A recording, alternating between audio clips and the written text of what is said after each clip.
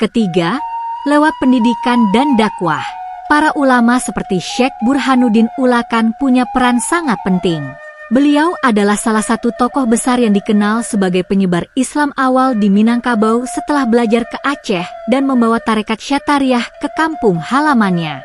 Tentu, masuknya Islam ke masyarakat yang sudah punya adat kuat bukan perkara mudah.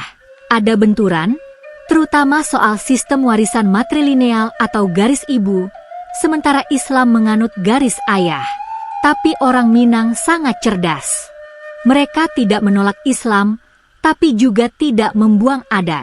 Lalu lahirlah falsafah yang sangat terkenal. Adat Basandi Syarak, Syarak Basandi Kitabullah, adat bersendi agama, agama bersendi Al-Quran. Pendekatan inilah yang kemudian jadi kunci bagaimana Islam bisa diterima dan tumbuh subur di Minangkabau tanpa mengguncang akar budaya setempat. Islam tidak menghancurkan budaya, tapi menyentuh dan menyelami ruh budaya itu sendiri. Setelah Islam diterima, Minangkabau berubah.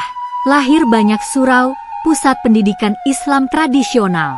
Dari surau inilah ulama-ulama hebat muncul. Ada Haji Miskin, Haji Piobang, dan Haji Abdurrahman. Namun, pada abad ke-19, muncul perbedaan antara ulama tradisionalis dan pembaharu. Yang tradisionalis berpijak pada tarekat dan surau. Yang pembaharu, seperti Haji Abdul Karim Amrullah, ayah dari Buya Hamka, mulai membawa pemikiran Islam modern dari Timur Tengah. Inilah yang melahirkan gerakan kaum muda dan kaum tua. Tapi semuanya tetap dalam rumah besar Minangkabau yang penuh dinamika. Dan hari ini, jika kamu berjalan ke pelosok Minangkabau, kamu akan menemukan masjid berdiri di samping rumah gadang. Surau tak jauh dari ladang.